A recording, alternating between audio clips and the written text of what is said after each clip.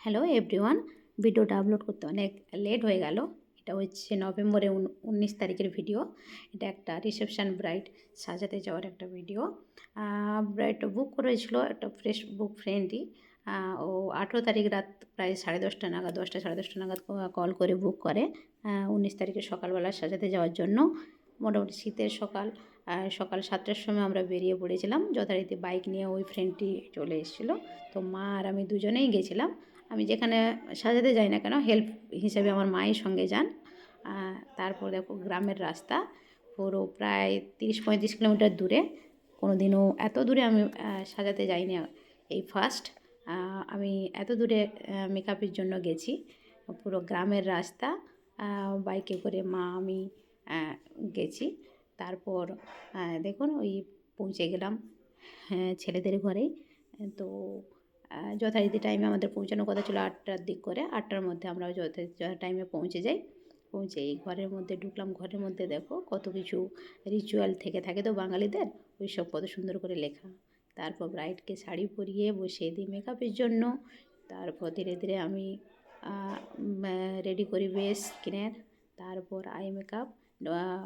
কোনো কিছু ডিমান্ড ছিল না, যে কেমন লুক নেবে বলে দিয়েছিলো যে তুমি তোমার মতন করে আমাকে রেডি করে দিও, আসছিল। তারপর আমি এক এক করে মেকআপটা শুরু করে দিই। সবাই তখন রুমের মধ্যেই ছিল। বিশেষ করে মা, আমি যেখানে যাই না কেন মা আমাকে খুব সাহায্য করেন। মা সঙ্গেই যান সব জায়গাতে, মেকআপের ক্ষেত্রে সব জায়গাতেই যান। আর বরমশাইও সঙ্গে খাবার নিয়ে হাজির সেখানটায় খাওয়ানোর জন্য কনেকে। তো জোরপূর্বক যথারীতি খাওয়াচ্ছেন এবং আমরা পাশাপাশি থেকে সবাই আমরা একটা হাসি ঠাট্টা করছিলাম। তারপর শালিও সেখানটায় ছিলেন, শালিও মজা করছে জামাইবাবুর সঙ্গে। তারপর দেখো আমি আবার কলকা শুরু করলাম। যেহেতু কোনো কিছু সেরকম ডিমান্ডই ছিল না, তখন আমি একটা রিসেপশন লুকের জন্য ছোট্ট একটা কলকা রেডি করছিলাম। তারপর মেকআপ তো লিপস্টিক ছাড়া কমপ্লিটই হয় না, যতক্ষণ না একটা লিপস্টিক পরানো হচ্ছে। লিপস্টিক পরিয়ে তারপর ওটা কমপ্লিট করলাম। তারপর এই হেয়ার স্টাইলে রেডি করলাম। ডিমান্ড ছিল যে ওপেন হেয়ার থাকবে, ওইটুকুনি ব্যাস। ওপেন দিয়ে এটা হচ্ছে ফাইনাল আউটকাম। রেডি করার পরেই তারপর বরমশাই এসে হাজির, উনি মেকআপ করবেন বলে। তারপর আমিও বরমশাইকে ধীরে ধীরে করে মেকআপটা করলাম। তারপর পাশে ছিল শালি তখন মজা করছে জামাইবাবুর সঙ্গে, কী ব্যাপার এখন মেকআপ নিয়ে তো কত কিছু বলছিল, এবার নিজেকে বসেই গেছো।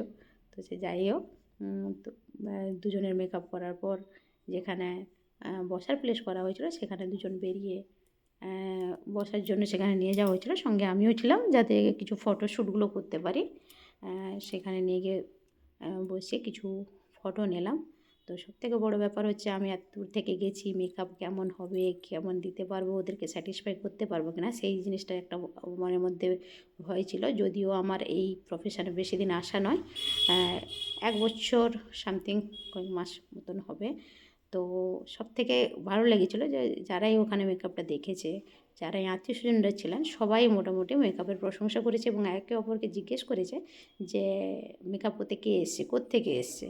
তো সবথেকে ব্রাইডের বলেছিল যে শাড়ি পরানোটা খুবই ভালোই হয়েছে, দারুণ হয়েছে, আর মেকআপটাও তো খুব সুন্দরই, কোনো কথা হবে না।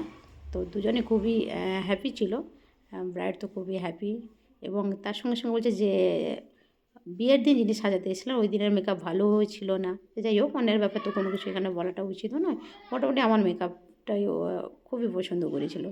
তো সেখানেই স্যাটিসফাই আমি, কেননা ওদের একটা স্পেশাল দিনে একটা ওদের মতন করে যে ওদেরকে লুক দেওয়া, এটাই আমাদের একটা দায়িত্ব থেকে থাকে। তো ওই স্পেশাল দিনটা ওদের কাছে যে আরও যে ভালোভাবে দিতে পেরেছি, সেটাতে আমাদের যে একটা আর্টিস্ট হয়ে যে ওদেরকে স্যাটিসফাই করা, ওটাই হচ্ছে লক্ষ্য। তারপর বিকেল হলো, আমরা খাওয়া দাওয়া করে মা আমি বাড়ি ফিরছি। যিনি নিয়ে গেছিলেন ওই ফ্রেন্ডটি আসার জন্য একটু প্রবলেম হচ্ছিলো, তার জন্য আমাদেরকে টোটো ঠিক করে দিল। টোটো ঠিক করার পরে আমরা টোটো করে বাড়ি ফিরি। সেই দেখো মাঠে পুরো ধান পেকে গেছে, এখন মাঠে ধান কাটার সময়। আর সব আমরা ফিরছি ধীরে ধীরে, মা আমি। আমার লোকেশান হচ্ছে জাহালদা SB কেয়ার, পশ্চিম মেদিনীপুর।